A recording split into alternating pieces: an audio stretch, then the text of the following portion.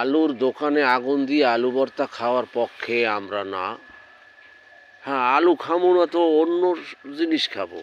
হাতে তো পরে দেখা যাবে আলু এমনিই পচি গেছে, আর কেউ ধরে না।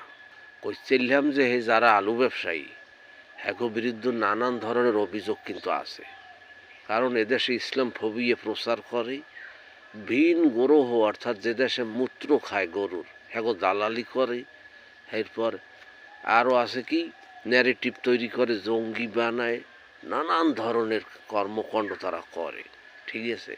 অথচ এ দেশে কিন্তু কয় পার্সেন্ট বলে মুসলমানও আছে, এই দেশে এই কাম করে। এখন আমার কথা হয়েছে যে এত উগলাইছে যে ওই চুল, মানে চুল কইসকে বোঝেন না, ওটা তো কইতে পারি না, এই উগলাই যে ছিঁড়েইছে আর এত যে কাম করছে, তা হ্যাঁ কই হ্যার চিহ্ন কই? এদিকে জুলাই হইল, তারপর হয়েছে ৭০-৭১-এর নামতা ধারাপাত, হ্যাঁ উলিতে খাইছে, চেতনা না সব কিরমির ট্যাবলেট হ্যাঁ পচি গেছে। এরপর মনে করেন যে হাদি তৈরি হলো, সাদিক কাইম হলো, হাসনাত হলো, সার্জিস, এদেরকে যুব সমাজের একটা প্ল্যাটফর্মই তৈরি হয়ে গিয়েছে। হ্যাঁ, এরপর মনে করেন ডাকসু নির্বাচন হলো, তাতে ইসলামিক সাইড সব যুব সমাজ ভোট দিল, সব জায়গায়, সব বিশ্ববিদ্যালয়ে। এরপর মনে করেন ৮টা ইসলামিক দল সমমনায় এক হইল। তা কি রোম্বাটা ভবিয়ে তৈরি করছে, আর কি উগলোয় কি আলুর ব্যবসা করে আমি তো বুঝলাম না।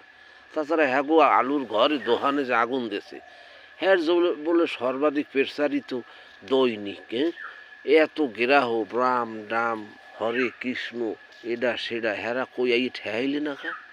সুতরাং এ কি রোমা বেসে আমি বুঝি না। হ্যাঁ সাইয়া তিলের তৈল বেচা উচিত, যা ওই ইতে করে মাখে, হের ব্যবসা করা উচিত। কথা হয়েছে এই আলুর হলুদের পরিমাণ বেশি, যে ছড়ায় হলুদ, এর পাওয়ার বেশি না হাদির রক্তের পাওয়ার বেশি? হ্যাঁ, কাইল ওই কাজী নজরুল ইসলামের কবরের পাশে যেখানে শায়িত হয়েছে, হ্যাঁ পথচারী বিভিন্ন আগন্তুক আইয়ে কান দেয় আর মোনাজাত করে।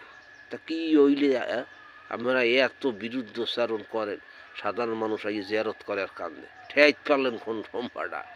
আর হলেন যারা একটু আগুন টাগুন দেন, হেরা আগুন দিয়ে না। এমন আদর্শ আর এমন কিছু তৈরি করতে হবে আপনাদের, যেন ওই আলুর ব্যবসায়ী এই দোকান যেন ওই গুলিস্তানের যেমন একটা কার্যালয় আছে না, সবাই আগে সেইরকম যেন আগাখানায় তৈরি হয়, এমন কিছু তৈরি করতে হইবে। আগুন তো দেওয়া যাইবে না দাদু।